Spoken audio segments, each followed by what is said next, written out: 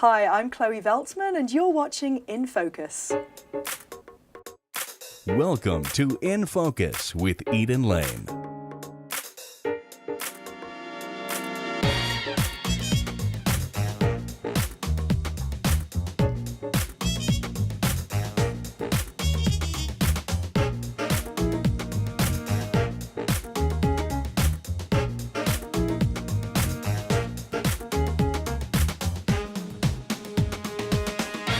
In 2013, Colorado Public Radio created an arts bureau and online arts hub with a 3-year, $900,000 grant from the Bonfils Stanton Foundation. And they tapped an award-winning arts reporter to lead the new effort. Here's my one-on-one with Chloe Veltman. How fun is it to finally get to not just come and visit you here at Colorado Public Radio, but to sit in the same room together at the same time? I know, it's been a long time coming, Eden. Where we don't have a vast audience between us. I know, it's really great. It's lovely that you're here. Thanks for coming down here today. Well, it's really a thrill, and of course we get to take over one of your little studios here. Mm-hmm. Not so little, really, but it's really quite fun. I'm so glad that they gave us permission to do it here, mm-hmm. where you make your living. Yeah, exactly, in this building here in Centennial. What is it like for you, now that you've been here a while, to be the Arts Bureau Chief, the Arts Editor for Colorado Public Radio? Well, it's a great honor and a great privilege, first of all. I mean, I get to go out all over the state and cover the culture that happens here, and there's so much of it, as you well know. And everywhere you look, under every rock, there's something happening, as well as all the stuff that's more visible, obviously. Mm-hmm. So I think what the great pleasure is seeing the diversity of it all and being able to tell all these stories and to be able to tell them across platforms, because we're a multimedia arts bureau. So although we do a lot of work on the radio, we tell stories in sort of traditional NPR style features and in interviews, we also do a lot on the web. So every radio piece has a great web build out. And they're not identical. You enhance them in different platforms. Yeah, for example, the piece that I did that just came out yesterday about the Denver Poetry Map, mm-hmm. which is this new app that where this Aaron Angelo, he's a local poet, and he's gotten a lot of different poets from around the metro area to create poems about certain locations around Denver, and mm-hmm. then they're all on this app.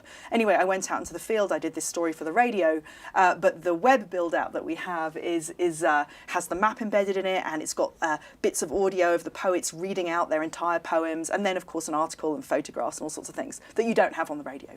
It's brilliant the way public media has really jumped in and taken advantage of this idea that our viewers, our listeners, our readers are everywhere, and so we need to be everywhere. Well, exactly, yeah. You can't, I mean, our office is here in Centennial, and we do a lot of work here, obviously, but we get out all the time. It's about meeting the people. I mean, you know this very well from what mm-hmm. you do. You're always out there. So.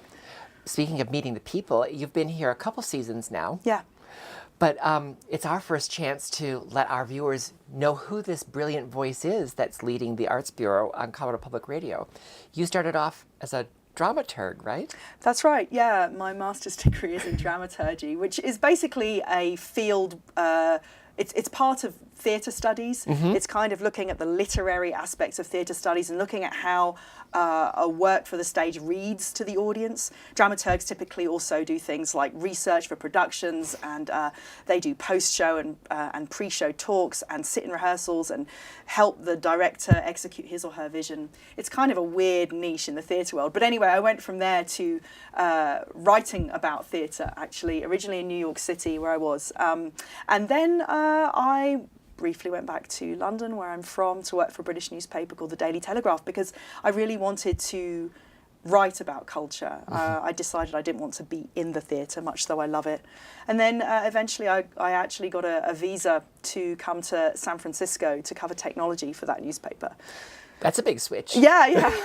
So I was out there in the Bay Area because it was the dot-com boom or the tail end of it back in 2000. Mm-hmm. And all the European media wanted to know what's going on in California with this new thing called the internet, So I was out there doing that, but gradually segued into covering arts and culture, which has, always been my passion. And eventually, after 13 years in the Bay Area, I got to come here to lovely Denver to launch the Arts Bureau at Colorado Public Radio. Had you been here before? Nope. Not really. I'd driven through once, many, many years ago. The first time I really came to Denver was when I interviewed for the job in the spring of 2013. My goodness. But it made a really good impression on me. I remember not only coming here and having the interviews, but I went into town and I visited the Clifford Still Museum and was completely blown away. And then I went to the MCA and looked around, and then I remember sitting up on the roof there in the sunshine, drinking a glass of Prosecco and looking out at the view. This was before they'd built the big high-rises right around there. And I just thought, wow, I really hope they offer me this job. I think I would really enjoy living here. And now that you've been here for a couple of years now. Yeah, nearly a couple of years. What was the biggest misconception you had about what your life would be like as the arts editor for Colorado Public Radio to what it has turned out to be? Oh, goodness, that's a really interesting question. Well, I don't know that I really had any misconceptions. I mean, the job has pretty much been what I thought it would be, very expansive, a lot to do. Partly because you got to create it, because it didn't exist. Right, from scratch, yeah. I mean, I think we've been doing a lot of learning along the way. And I've had to combine my vision with the vision of the organisation. And right now we're in a process of merging our three services. So we have the news service, where I sit with my colleagues in the Arts Bureau, but we also have two music services here, classical and open air, which is our indie rock service. So now we're working on really integrating those. And that, I didn't know that would necessarily be part of my job when I first came here. So well, it seems natural for you in particular out of anybody on the team, because you really do overlap all of those areas. Well, right, yeah, but I mean, we all work very close in collaboration with the people at the music services. It's definitely, I'm not, calling the shots or anything. It's a discussion that takes place every week, and then, I kind of help to manage the process quite a bit, but yeah. So the vision that you had when you arrived must have had some adjustment to be made, because you've had to change some of your teammates. You're still a very small team. Tell me about that journey from what it was when you arrived to where you think it is today. Well, I mean, it was a completely blank slate when I arrived. Colorado. Sometimes that's the hardest thing to do, though, right? Yeah, no, I know, right. And, we didn't even at the time really have a fully functioning website. Yeah, well, I mean, we had a website, but it didn't have any of the functionality that we have today. So, which you really need to tell those multimedia stories that your bureau in particular really does. Exactly. I mean, as you well know, art stories, often different kinds of art stories, can be told in a variety of ways. Sometimes just telling it on the radio makes sense. Other times, particularly if it's, say, a visual art story, it's great to have some visuals, which is you can describe on the radio, but if you have the website and you can show people photographs or, you can have some video there, that can really help enhance it. So, I think sort of starting off from scratch where we didn't really have that web presence to speak of, there wasn't much we could do, but then gradually being able to embody the web, to be able to tell those stories in the way that we want to tell them, using all the tools at our command. I mean, that's been a huge shift. And as the web has developed organisationally as well, I mean, we have, a news blog finally, just as of very recently, which we didn't have before, so we can do more sort of quick hit news things that weren't possible. I mean, the whole integration of these three services, was not something that we necessarily thought about when I first came, and definitely more of a news focus now than perhaps I had envisaged at the start. We're definitely... In what way? Well, more of a focus on talking about what's happening with Christo's Over the River project, for example, and making sure people are appraised of all the developments there. Something more immediate and time sensitive. Perhaps, but also definitely about, treating the arts in the same way as you might treat any other beat, and that's the organisational mandate for this bureau. So yeah, I mean that seems to be how things are developing. Your foundation, working in different newspapers, certainly must help you make that transition to that vision for you. Well, yes and no, because a lot of my background, although I have been writing features and things for many, many years, has been more on the criticism side of the spectrum. So, for example, for the New York Times in the Bay Area, I was the correspondent there, and I wrote a column every week, and it was an opinion-led column, always backed up with great reporting and analysis, but ultimately it was... The best criticism usually is, well, yes, that's the only kind as far as I'm concerned. But at the end of the day, it was, what does Chloe Veltman think about X, Y, or Z? And here, absolutely, that's not the case. It's 100% reported right now. What Chloe Veltman thinks about anything is not for public record. So that's the organisational vision for this thing right now, and which is very different to my background in some ways. Although I've done a lot of reporting, obviously, I'm trained as a reporter. So how does that impact your relationship to the listeners and readers if you're not able to help guide them or shape how they might access the arts in Colorado? Well, yeah, I mean, I think we still do make recommendations on a Thursday. I get on air with Ryan, and those are more, so that's a kind of a nuanced thing where if we're saying here are 10 things or here's a bunch of things that we think you our listeners and our web audience would be interested in this weekend, then implicitly I am kind of giving an opinion, but I'm not actually allowed on air to editorialize. So you're not giving a full critique of the work, No. you're just saying this might be worthwhile. These are some suggestions, exactly. So it's a little bit nuanced there, yeah. What's been the biggest surprise as you've explored the arts in Colorado?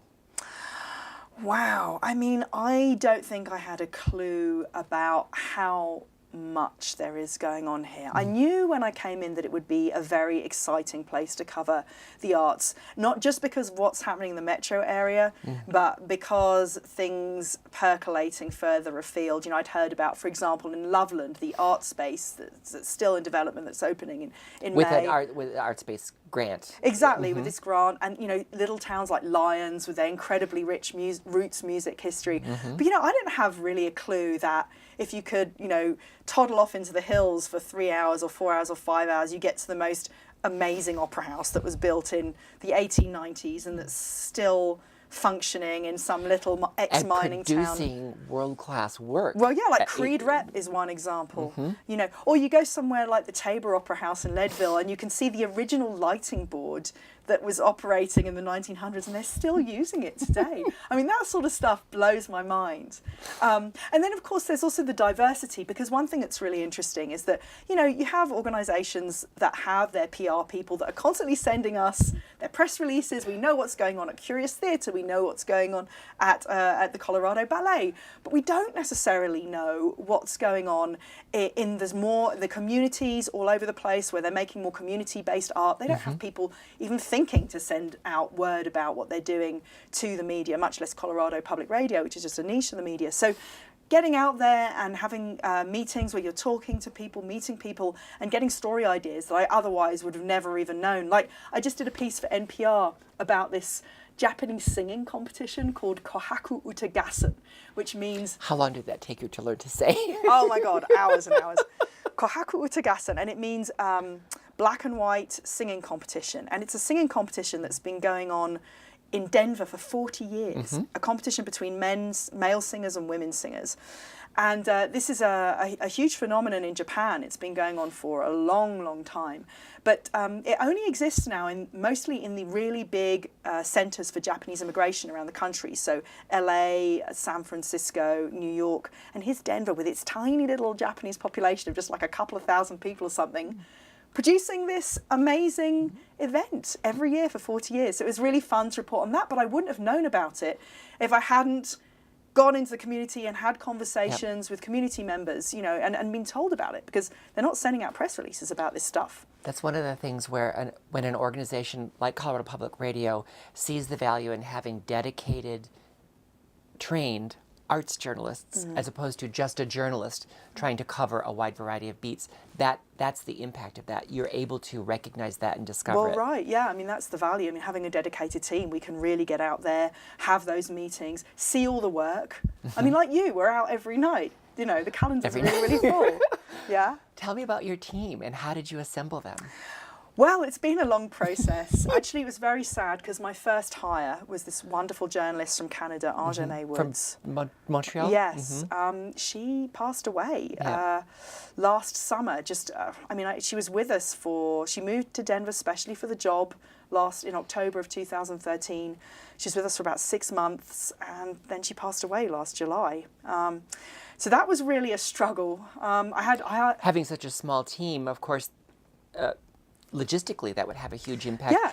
But when you all created something together, that must have been an emotional impact as well. Well, yeah, it was huge. I mean, we were just all knocked sideways, So that was very, very hard. But we rallied, you know. I had Corey Jones, who is this fabulous young reporter who I stole away from Open Air. And I still haven't met him yet either, but I read him all the time. Yeah, he's amazing young man, and he came to us from our indie rock service, and he's out there doing wonderful stories. And then Stephanie Wolf, who was a dancer. She was a professional dancer, came to Denver to dance for Wonderbound, and she'd been dancing for the Metropolitan Opera Ballet in New York and various other places around the country. But she had a career-ending injury a few years ago and decided that she wanted to pursue journalism. And she originally came to me as a sort of a dance correspondent, someone who wrote about dance for me as a freelancer. But I saw that she was really great. And so when Aja May left us, Stephanie stepped in, did wonderful work as a freelancer, and then I ended up hiring her. So that's our team now. There's the three of us. So you have quite a diverse background to help you all manage the wide variety, the spectrum of the arts that are available in Colorado. Yeah, well, we all cover everything, you know. So you're not specialized. Everyone covers everything. Everyone covers everything, and across all the platforms that we operate in, yeah. I mean, for sure, Steph has a deep background in dance, so, you know, we tend to defer to her on questions of, do you think this dance thing is worth covering, you know, that sort of thing. I mean, my strengths tend to be more in the performing arts and theatre, where I have a really deep background. Well, having been a dramaturg, of course. Yeah, right, there you go. So that, and also, you know, I'm a musician, I play the oboe, I sing, so I'm very much in that community. And then you've got Corey, who was for years an indie rock guy, knows a lot about the local music scene, and of the three of us... Which is quite deep here. Yes, it is definitely. definitely. So to have someone with that background as part of your team, even if you share those duties, what a great resource. Well, for sure. And the other advantage Corey has over Stephanie and I is that he is the local yokel. I mean, he was born and raised in Denver. You know, Steph comes from the South and I am from another country altogether, So tell me about where you see the arts in Colorado now. This year, there's been a lot of churn, a lot of change, hopefully a lot of financial commitment coming in certain ways, because we've been named the #1 place for the arts. I know, isn't that great? It is great, and I happen to agree. But tell me about your take in your work covering, where do you see the state of the art in Colorado? Well, it's definitely in a place of percolation right now. It's very interesting to see how the state of Colorado is kind of getting behind a lot of artistic endeavors. With money. With money, yeah. For example, the Colorado Music Party at South by Southwest this year is going to be much bigger than it's ever been before. Lots more bands going. State money, more of it than in the past, being poured into this endeavor. The state film incentives program, as you well know, is now even about though it's $5 really million. Tiny by comparison. Yeah, but compared to what it was, it's still a huge leap forward. Well, exactly. So I feel like the arts seem to be on an upswing. At this, you know, certainly in terms of the way the state is looking at them. But you know, that's just one piece of it. Then you walk down any road around here, someone's doing something creative. There's so many small creative businesses being formed, and it seems like any night of the week there's 100 different things we could be doing. How do we decide?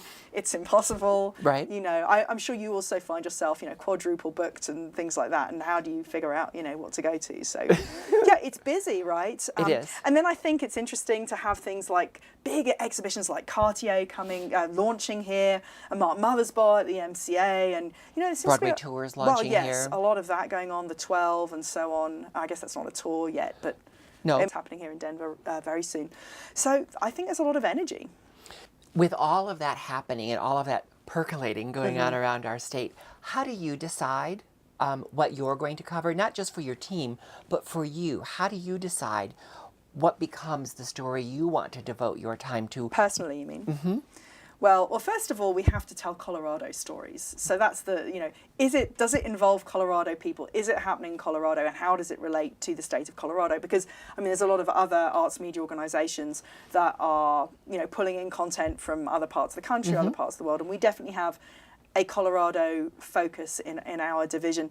And then, I mean, beyond that, you know, it's really anything is fair game. I'm interested in ideas and issues, though, personally, more than here's an event that we have to cover. That we do. I mean, definitely there are events that we cannot ignore. We cannot be because our silent on. viewers, our audience, our listeners, Yeah. they need to know They that. need to know. So, you know, for sure, we're not going to ignore the Cartier exhibition. Right. We're going to find interesting ways to cover that, for example.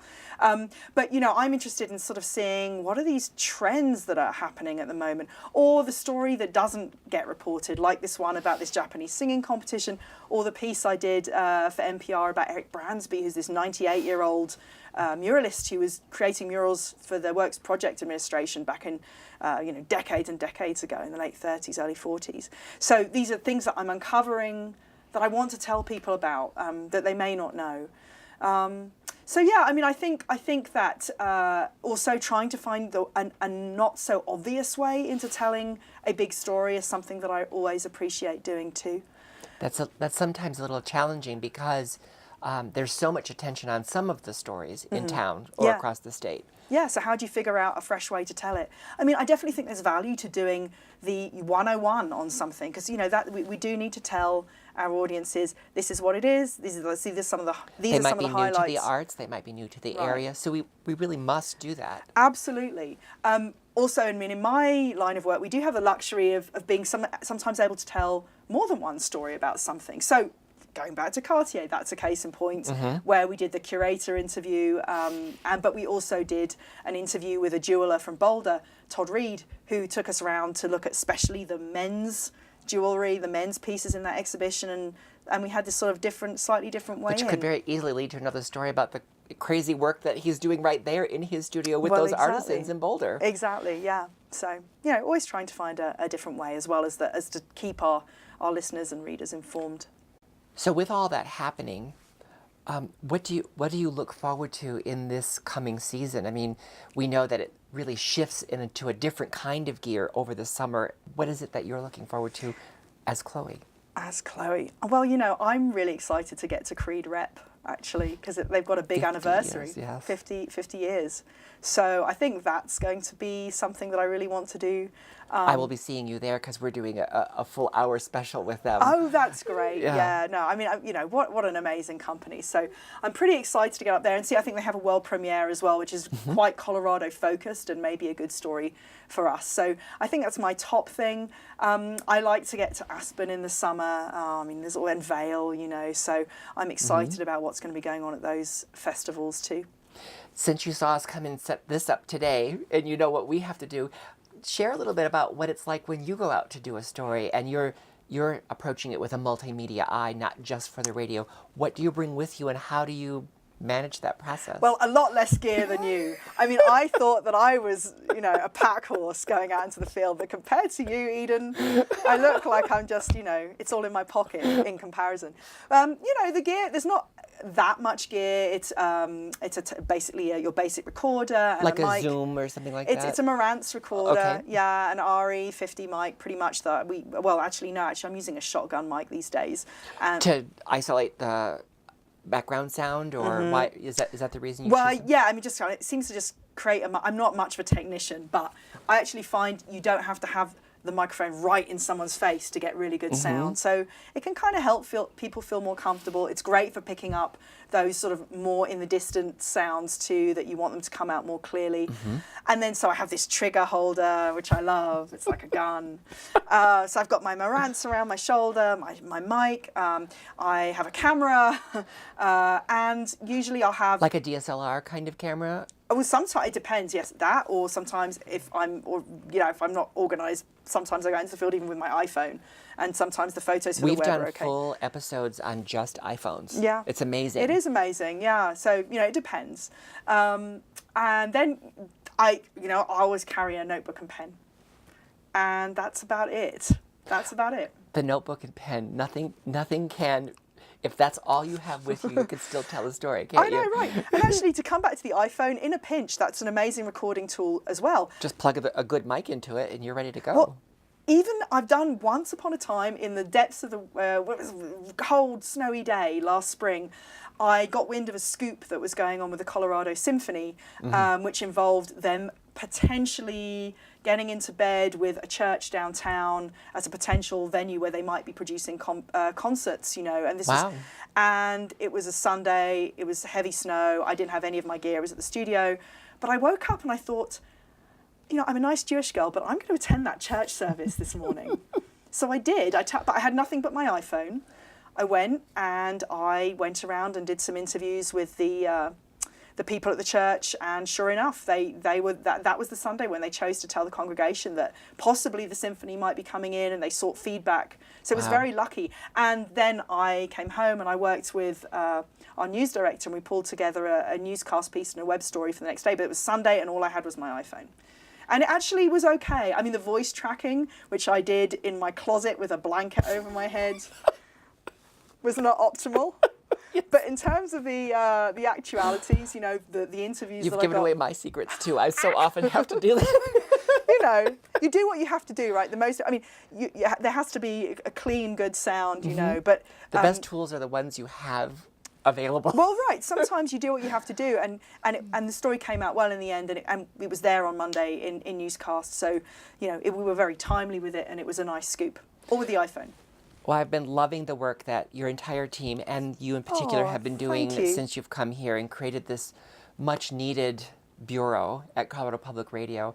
And even though we're often in the same places at the same time, I'm so glad that we got to sit down and actually visit for the first time today. It was lovely. Yeah, very, very lovely. Thank you for making time for me today. Well, thank you for making time for me. It's a pleasure. You can find Colorado Public Radio Arts Bureau reports on the air and online at CPR.org. We close with a special preview of a new production at the Vintage Theater, Ain't Misbehavin'.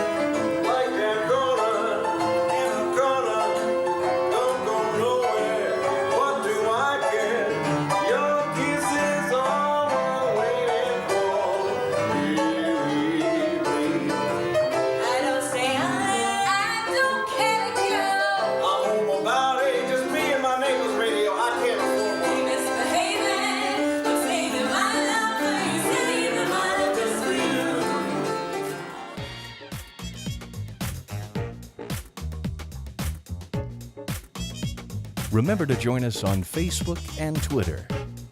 Thanks for watching. Good night.